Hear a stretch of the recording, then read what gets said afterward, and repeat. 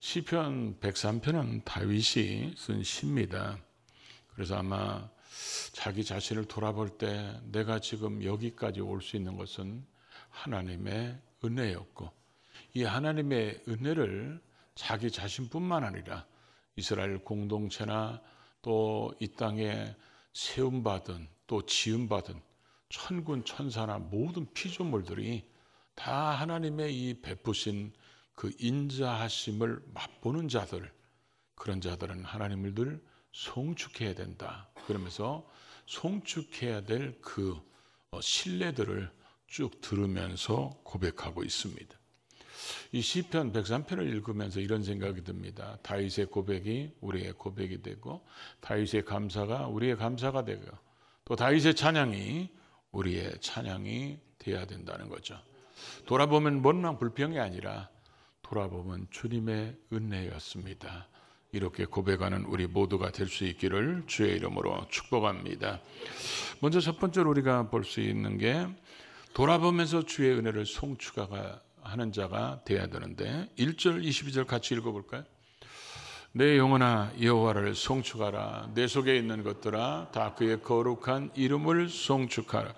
여호와의 지으심을 받고 그가 다스리는 모든 것에 있는 너희여 여호와를 송축하라. 우리가 하나님을 송축하려면 송축이란 단어가 뭔지를 먼저 알아야 되겠죠. 오늘 1절부터 22절까지 보면 이 송축이란 단어가 7번이나 반복되고 있습니다. 그래서 이 송축이란 단어는 우리가 많이 듣던 단어입니다. 본래 그 히브리어의 원형은 무릎 꿇다 이런 뜻의 바라크입니다. 그런데 이 바라크라는 단어가 능동형으로 쓰이면 축복이란 단어로 쓰여집니다. 근데 축복이란 게 뭐예요? 다른 사람에게 복을 빌어주거나 복을 주는 것들을 축복이라고 그러는데, 그렇죠? 근데 우리가 하나님을 복 줄 수는 없잖아요. 창조주에게 어떻게 피조물들이 복을 줍니까? 그럴 수는 없지. 그래서 이 단어가 하나님 앞에 쓰여지면 찬양이라고 번역하는 것입니다. 그래서 우리 성경에는 그것을 송축이라고 이렇게 번역해 놨어요. 그러면서 내 영혼아 여호와를 송축하라. 내 속에 있는 것들아 다 그의 이름을 송축하라. 그의 거룩한 이름을 송축하라 하는데, 내 영혼아 내 속에 있는 것들아 이런 표현을 쓴 것은 그냥 겉으로만 마지못해서 억지로 하는 채 이런 의미가 아니라, 정말 하나님을 송축하는 자의 자세가 어떠해야 되는지, 그것은 우리의 전인격적으로 우리의 심령 깊은 곳에서부터 하나님을 찬양하되 마음을 다하고 뜻을 다하고 정성을 다하여 하나님을 찬양하라, 그런 의미의 말씀입니다. 그리고 그 찬양을 누구한테 하라고요? 여호와에게 하라는 것입니다. 여러분, 성경에 여호와라는 이름은 굉장히 많이 등장하잖아요. 그런데 이 의미가 뭐냐면, 어떤 대상을 선택하시고 그 대상에게 언약을 맺으시고 그 대상에게 그 언약을 신실하게 지키시는 하나님, 이 하나님을 부각할 때 쓰는 단어가, 하나님의 이름이 바로 여호와라는 이름이에요. 그러니까 하나님은 이스라엘 백성들에게 그렇게 하셨고, 다윗 자신에게도, 다윗을 목동이었던 그를 하나님이 선택하시고 왕으로 세워주시고 그에게 약속하신 바를 신실하게 지키시는 하나님이었기 때문에, 그 하나님의 은혜를 지금 다윗이 되돌아보니까 그 하나님의 모든 은혜를 기억하는 자들, 잊지 않는 자들은 그 하나님을 찬양할 수밖에 없다는 거죠. 그래서 자신과 같이 찬양하고, 자신뿐만 아니라 이스라엘 공동체가 다 찬양했으면 좋겠다. 이 땅에 있는 우리의 자자손손들까지도 다 하나님을 찬양했으면 좋겠다. 그래서 천군 천사라도 하나님을 송축해야 된다, 이렇게 고백하는 모습을 보게 됩니다. 그런데 우리는 이런 다윗 고백처럼 내 영혼아 여호와를 송축하라, 내 속에 있는 것들아 다 그의 거룩한 이름을 송축하라. 근데 이게 왜 잘 안 될까요? 그 이유를 2절에서 말씀하고 있습니다. 그럼 2절을 보면 되겠죠? 2절을 보면 이렇게 표현합니다. 내 영혼아 여호와를 송축하며 그 모든 은택을 잊지 말지어다. 하나님께서 우리에게 베푸신 그 은택을 잃어버리면 우리에게 사라지는 것이 바로 감사예요. 사라지는 것이 송축함이 사라진다는 것입니다. 그러나 하나님의 그 은택을 기억하면 우리는 그 기억하는 한 그 하나님을 송축하는 자가 될 수 있다는 거죠. 제가 엊그제도 말씀드렸지만 제가 살아계신 하나님을 만나고 예수 그리스도를 나의 구원자라고 복음이 뭔가를 제대로 이해하고 깨닫고 믿고 성령 세례를 받았을 때 하나님이 제일 먼저 하신 게 뭐였냐면 제가 죽을 고비가 있었던 것을 보여주신 것이었습니다. 나는 그때 재수 좋아서 살았다고 생각했는데 하나님은 내가 그때도 너를 지켰고 그때도 내가 너를 보호했고 그때도 내가 너를 막아줬고 그 죽음의 순간에서 건져주신 그 하나님을 생각하면 제 인생 속에 어려움 오는 것은 아무것도 아닙니다. 그 목숨도 살려주신 그 하나님이 지금 뭐 이런 거 어렵다고 하나님 앞에 원망하고 불평하고 그 은혜를 기억하면 반드시 하나님 앞에 찬양하고 감사하는 자가 되는데 그 은혜를 잃어버리면 반드시 원망 불평하는 자가 됩니다. 그래서 오늘 그 은택을 잊지 말라고 표현하고 있고 그 은택을 잊지 않는 자는 반드시 여호와를 송축하게 되는데 자기가 하나님이 어떤 은택을 베풀었냐, 그래서 3절에서 지금 5절에서 지금 몇 가지를 얘기하고 있는데 그 중에 하나가 뭡니까? 그가 너의 모든 죄악을 사하시며, 이렇게 자기가 왜 하나님의 그 은택을 잊지 않고 송축하냐? 그분은 내 모든 죄악을 사해 주셨다는 것입니다. 다윗은 자신이 용서함을 받은 체험이 뭔지를 아는 사람입니다. 그래서 10절 같은 데도 쭉 밑에 가면 우리의 죄를 따라 우리를 처벌하지 아니하시고 우리의 죄악을 따라 우리에게 그대로 갚지 않으시는 하나님을 찬양하고 있고, 동이 서에서 먼 것 같이 우리의 죄가를 멀리 옮기셨다는 것입니다. 만약에 죄 짓는 대로 하나님이 직결 심판을 했으면 어떻게 됐을까요? 바세바를 교묘하게 줄인 그 죄를 하나님이 그 직결 심판했으면 다윗은 생존하지 못했을 겁니다. 저와 여러분들도 예수 믿고 우리는 구원받았습니다. 죄사함 받았어요. 그리고 하나님의 자녀가 됐습니다. 그런 이후에 우리가 삶 속에서 죄를 지을 때마다 하나님이 직결 심판하면 어떻게 될까요? 여기에 몇 명 앉아 있을 것 같아요? 대답을 안 하시는 것이 다 천사들만 오신 것 같아요. 하나님께서 그렇게 직결 심판하지 않고 여호와께서는 노하기를 더디하시며 깨닫고 돌아오기를 기다리시는 그 하나님, 그 하나님의 인자하심이 얼마나 큰지, 그 긍휼하심이 얼마나 큰지 다윗이 이 시편을 쭉 읽다 보면 뭔가를 표현을 해야 되는데 그 표현을 뭐라고 단어를 씁니까? 여호와의 그 긍휼하심이 뭐요? 크다는 겁니다. 많다는 것입니다. 그 인자하심이 풍성하다는 거예요. 풍성하다, 크다, 많다, 이런 걸 가지고 그 위대하신 하나님을 찬양하고 있는 모습을 보게 됩니다. 또 내 모든 병을 고치시며, 병을 고치시는 게 아니라 모든 병을 고치신다 그랬어요. 그 말 속에는 어떤 의미가 있을까요? 육체적 질병뿐만 아니라 우리의 마음속으로 오는, 정신적으로 오는 정신적인 그런 질병이나 아니면 때로는 심지어 우리가 비록 하나님 앞에 죄졌을지라도 하나님 앞에 돌아오면 그의 죄악의 심판 속에 있는 질병까지도 치료하시는 그런 하나님. 그러면서 고치시며, 이 단어가 여러분이 많이 쓰던 단어예요. 여호와 라파 했을 때 라파가 고치시다는 단어예요. 그래서 그 고치시다는 단어가 원어로 보니까 수선하다, 고치다, 그 다음에 찢어진 것을 꿰매서 다시 쓸 수 있도록 그렇게 해놓다, 그런 의미예요.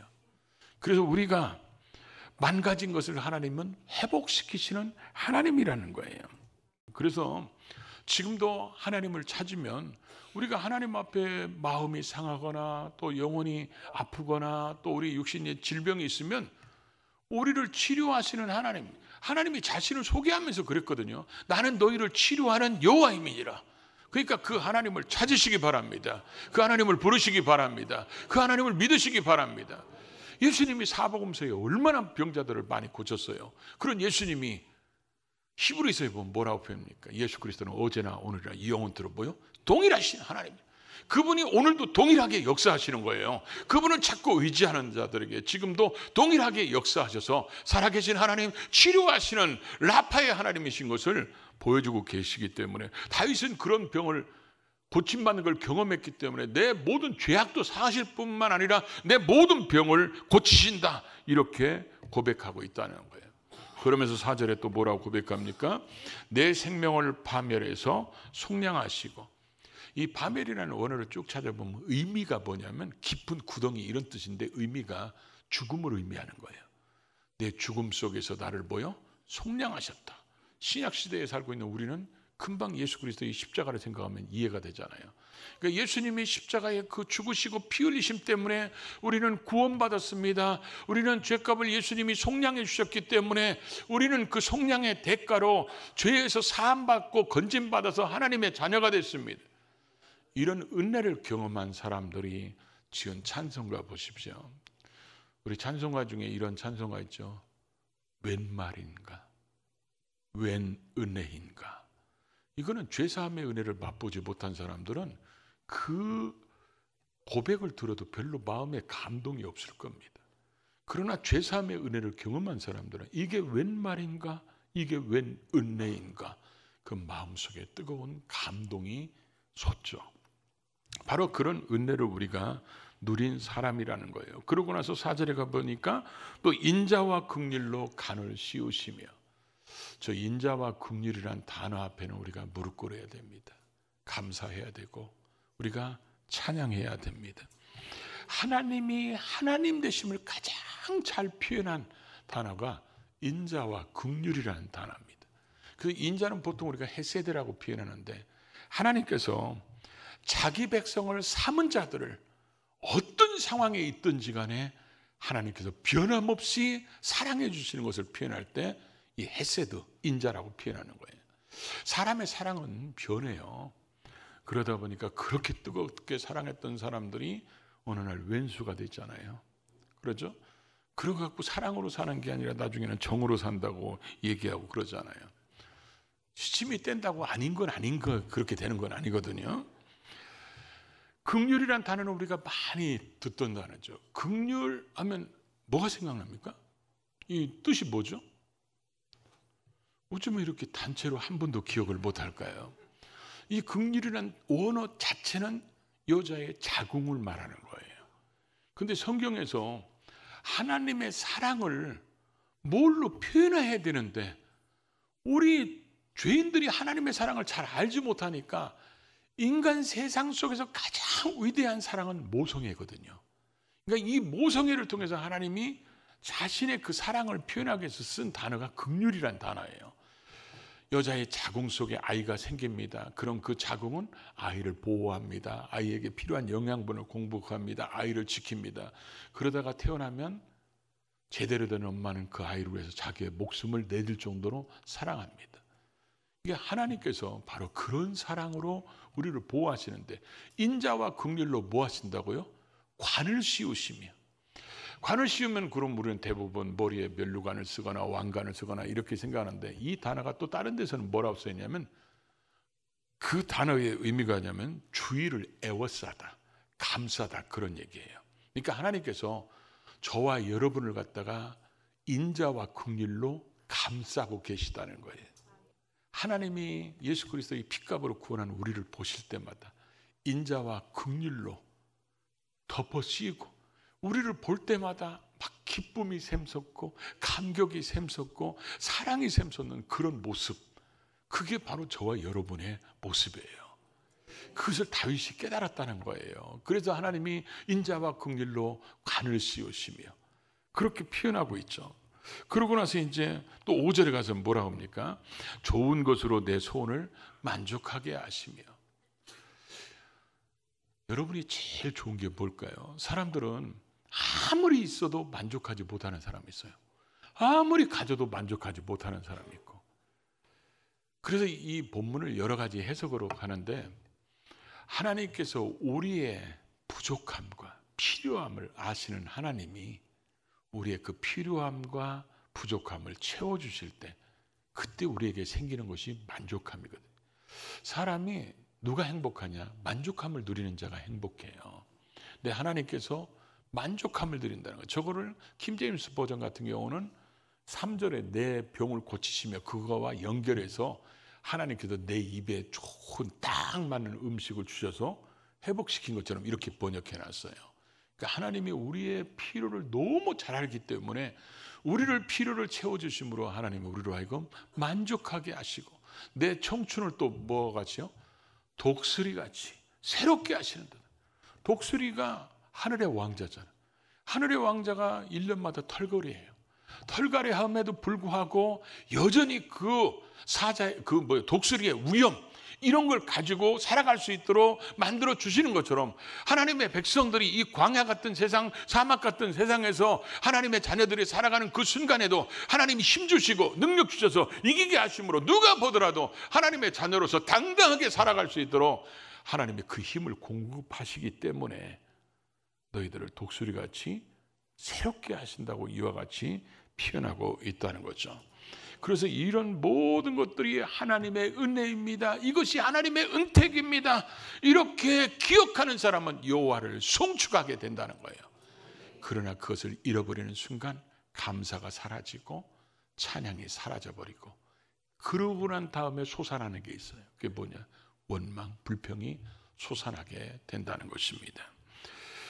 우리는 때로는 망각의 은혜도 필요합니다. 왜 그러냐면 사람은 살아가면서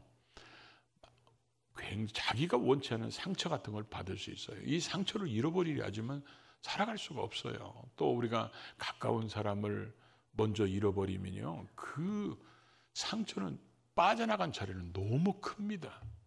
너무 크기 때문에 굉장히 힘들어요. 그래서 하나님이 우리에게 망각의 은혜를 주셔서 잃어버리게 만드셔요. 그리고 살아갈 수 있도록 하나님 바라보면서. 그러니까 우리는 살아가면서 사람들도 그러잖아요.